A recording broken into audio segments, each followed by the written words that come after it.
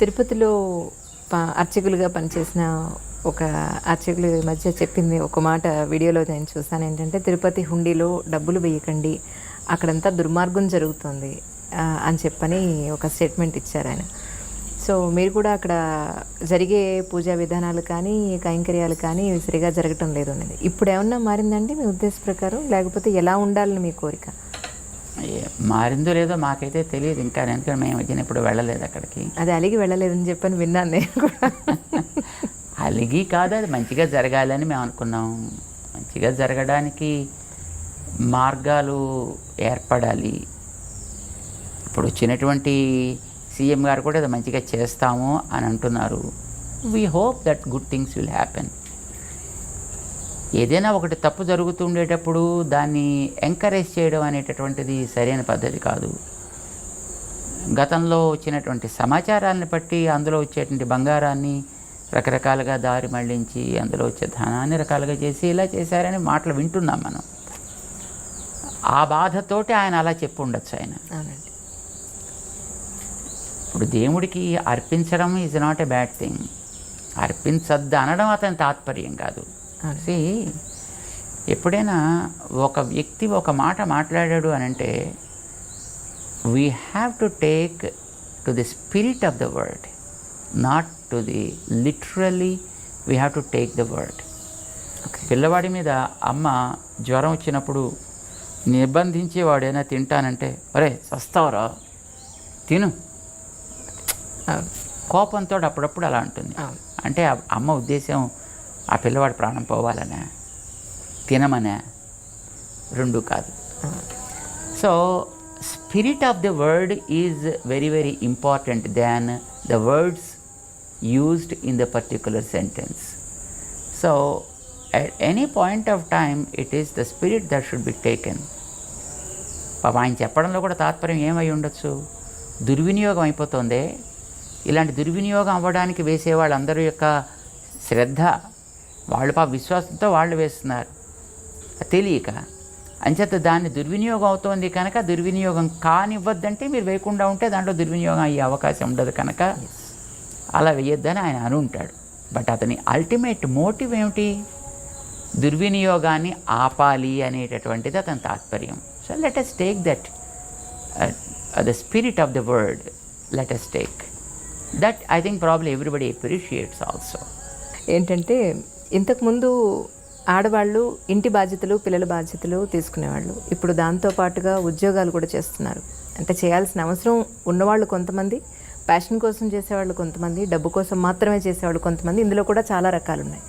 అయితే భగవంతుడు స్త్రీకి నెక్స్ట్ జనరేషన్ని బర్త్ ఇవ్వగలిగే ఒక గొప్ప అవకాశం కానీ, తల్లే మొదటి గురువు అనేటువంటి ఒక పరిస్థితి కానీ, ఇంట్లో ఉన్న వాళ్ళందరూ కడుపు నిండా భోంచేయాలన్నా, ఆరోగ్యంగా ఉండాలన్నా, ఎవరి పనుల్లో వాళ్ళు ఇన్ టైం వెళ్ళాలన్నా, మళ్ళీ ఇంటికి వచ్చే వాళ్ళ సంరక్షణ చూడాలన్నా, స్త్రీకి నెక్స్ట్ జనరేషన్కి సంబంధించిన వాళ్ళకు ఒక వయసు వచ్చేంత వరకు ఒక గొప్ప బాధ్యత ఇచ్చాడు.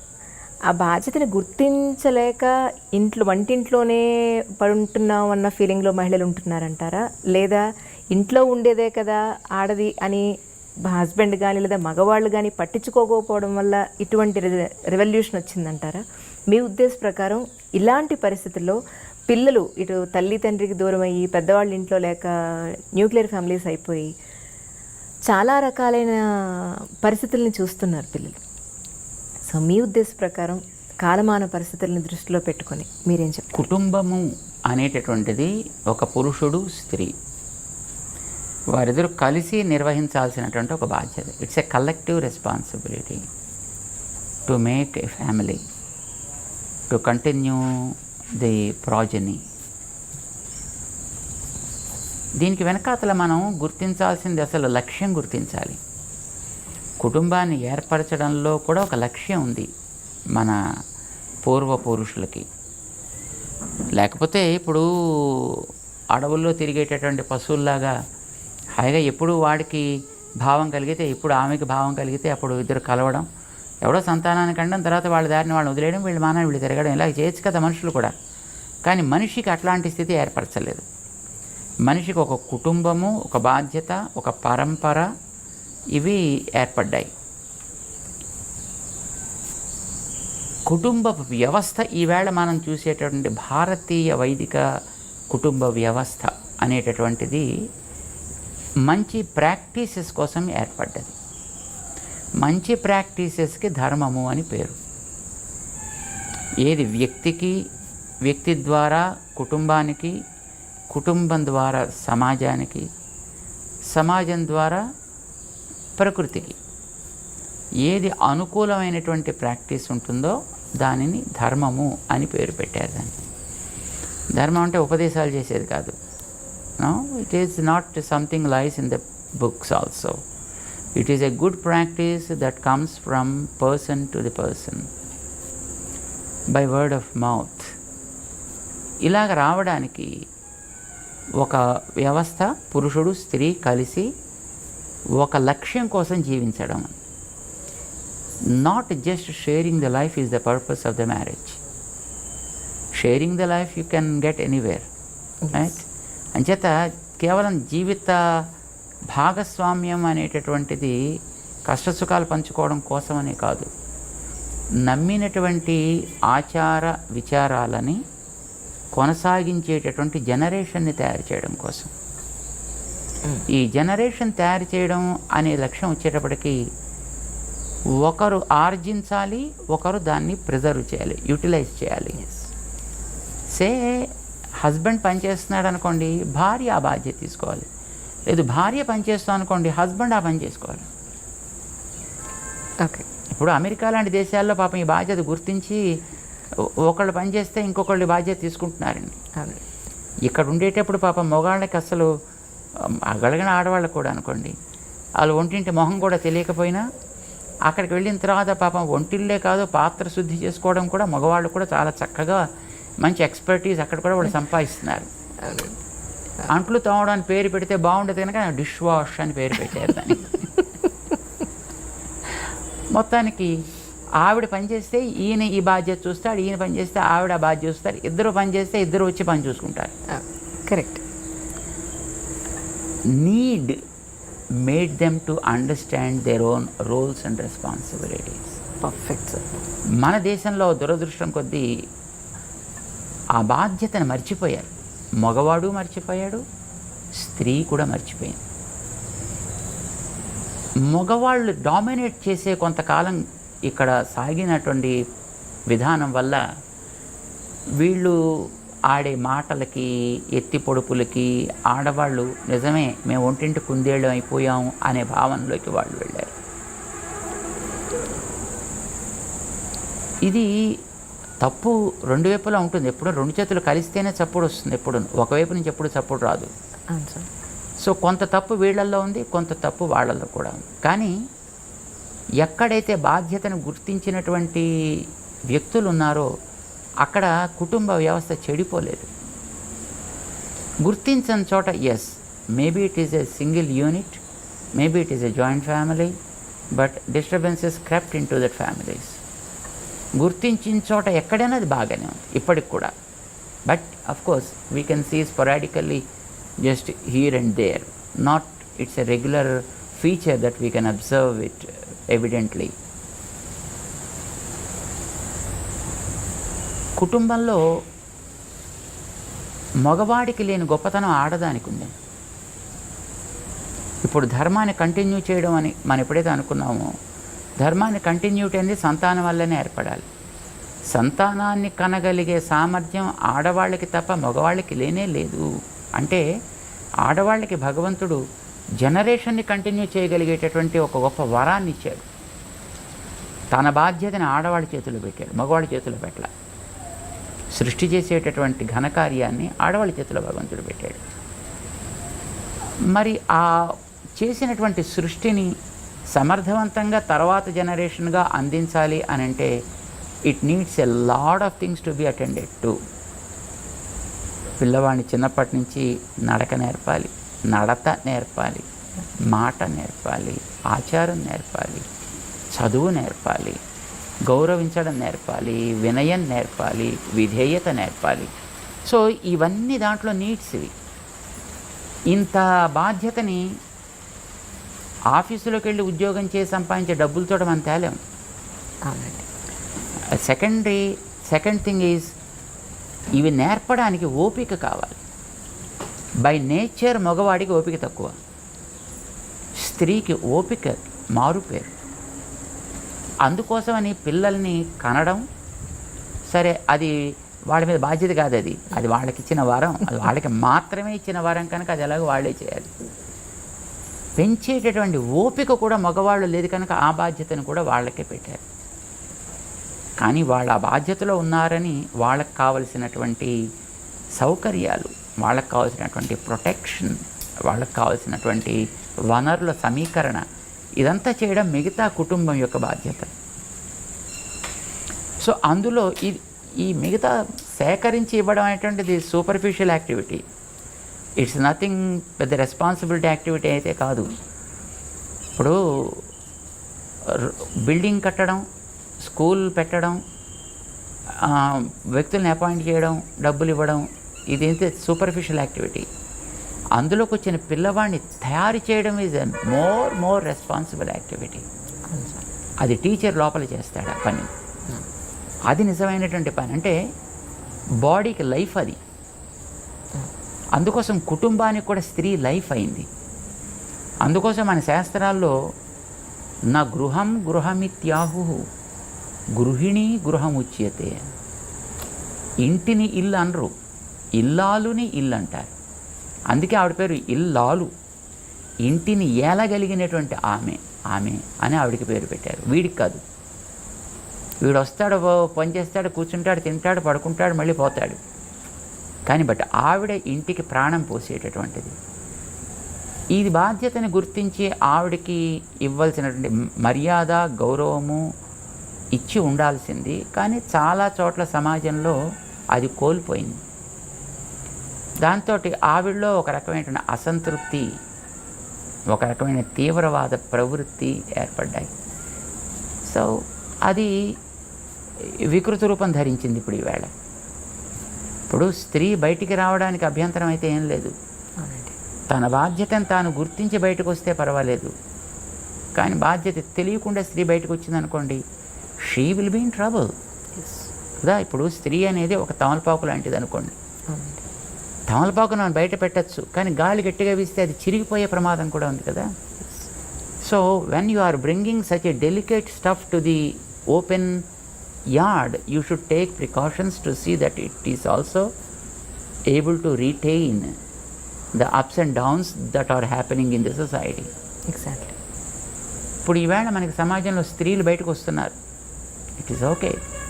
వాళ్ళకి తెలివితేటలకి లోటేం లేదు, ఆలోచనకి లోటేం లేదు. కానీ తమని తాము నిగ్రహించుకునేటటువంటి క్యాపబిలిటీ అన్ఫార్చునేట్లీ లేదు. లేదంటే మళ్ళీ అదో పెద్ద డిఫెక్ట్ అని అనుకుంటారేమో. తప్పు కాదు, దానికోసమని మేము అంటలేదు. నాకు అర్థమైంది.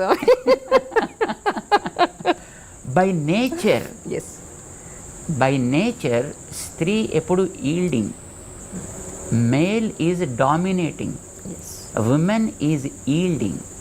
What we call it is feminine quality. It's a feminine quality. There are qualities called masculine qualities and feminine qualities. Masculine qualities don't think that they will be with man. Feminine qualities doesn't mean that they will be with women also. There are some Suryakantams also. So there are some Ramana Reddys also. You know. Ramanareddy, Relangi ఏదో కొంతమంది ఉండేవారు ఇదివరకు. మా చిన్నప్పుడు ఎప్పుడు మాకు జ్ఞాపకం.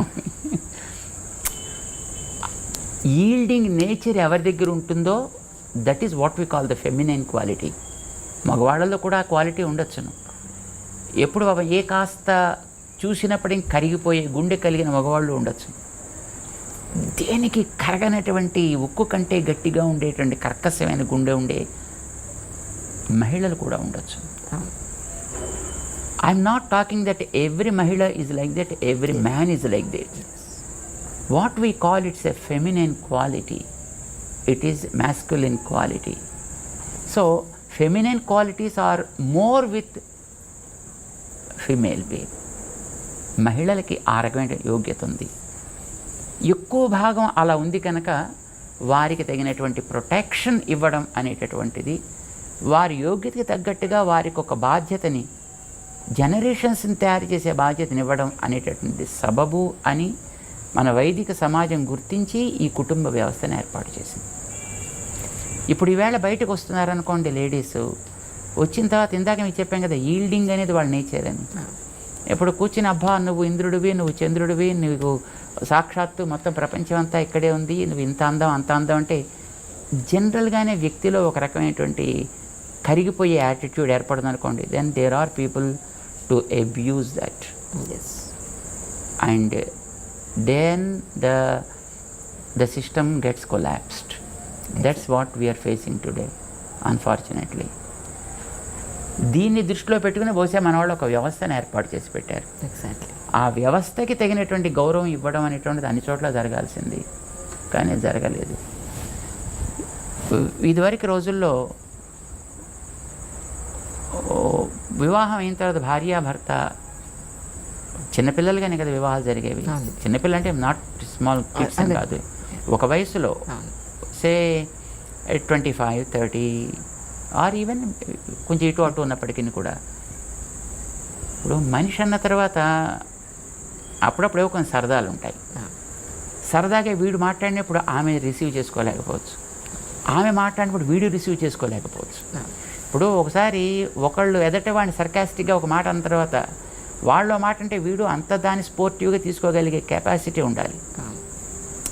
ఆ కెపాసిటీ లేదనుకోండి, ఎదటి వాడిని కూడా వీడు అనకూడదు, కానీ వీడు మాత్రం అనేస్తాడు, అవతల వాడంటే వీడు తట్టుకోలేడు. సో అలాంటి ఎప్పుడు ఏమవుతుంది, రిఫ్ట్ ఏర్పడుతుంది. ఇదివరకు రోజుల్లో అయితే కుటుంబాల్లో వాళ్ళ తల్లి తండ్రి వాళ్ళ పక్కన ఉండేవారు. తాత్కాలికంగా కోపతాపాలు ఆవేశాలు వచ్చినా ఆ పెద్దవాళ్ళు ఉన్నారనే గౌరవం చేతో మర్యాద చేతో చెయ్యి జుట్టు దాకా వెళ్ళేది కాదు. ఎక్కడో కాస్త అడ్జస్ట్ అయ్యి ఉండేవాళ్ళు. తర్వాత ఎప్పుడో ఇద్దరు కలిసినప్పుడు ఎప్పుడైనా కొట్టుకునేవారు తిట్టుకునేవారు అని తెలియదు. అట్లీస్ట్ బయటకు వచ్చినప్పుడైనా కాస్త మంచిగా ఉండడానికి వాతావరణం పెద్దవాళ్ళు ఉండడం వల్ల అది తోడ్పడేది. See now what happened is they are migrated to cities or to the offices. అక్కడ ఎప్పుడైనా చిన్న కోపం వచ్చిందనుకోండి, there is no protection for them. ఇప్పుడు అమ్మో నాన్నో అమ్మమ్మో తాతో ఎవరో ఒకళ్ళు ఉంటే కనీసం వాడు ఎవరే నాన్న ఇలా ఉండరా, ఇలా ఉండమ్మా అని చెప్పడానికి అవకాశం ఉండేది.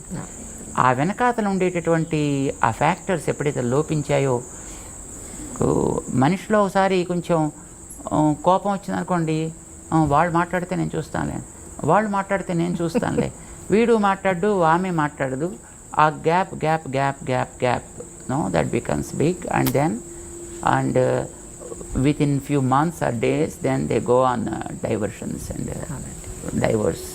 No, these kind of things are happening. ఇలాంటి సిచ్యువేషన్ వచ్చినప్పుడు దాన్ని యూటిలైజ్ చేసుకునే వాళ్ళు there are people all around, because this is society. See, there are people of all kinds available in the society. ఇది ఇప్పుడు ప్రస్తుతం మన సామాజికమైనటువంటి స్థితి. అయితే ఇప్పుడైనా ఎవరిలో ఏ రకమైనటువంటి సామర్థ్యం ఉందో ఆ సామర్థ్యానికి తగ్గట్టుగానే రోల్స్ అండ్ రెస్పాన్సిబిలిటీస్ మన వైదికమైనటువంటి వ్యక్తులు మనకు అందించారు. వాటిని మనం గుర్తించి వాటిని జాగ్రత్తగా మనం సంరక్షణ చేసుకుంటూ, వెనకాతల మనకి ఎప్పుడైనా పెద్దవాళ్ళ యొక్క ఒక ఆసరా ఎప్పుడైనా మనకి ఉండేటట్లుగా వ్యవస్థని మనం కనుక కాస్త ఇంప్రూవ్ చేసుకోగలిగితే, ఐ థింక్ ఇప్పటికి కూడా మన సమాజంలో విలువల్ని జాగ్రత్తగా పెంచుకుని కాపాడుకోగలిగే అవకాశం ఉంది. చాలా వరకు డైల్యూట్ అయిపోయినప్పటికీ కూడా, చాలా వరకు అన్ఫార్చునేట్లీ అదర్ వాటర్స్ మన దాంట్లో కలుస్తున్నప్పటికీ కూడా, still there is a chance where we can improve the systems.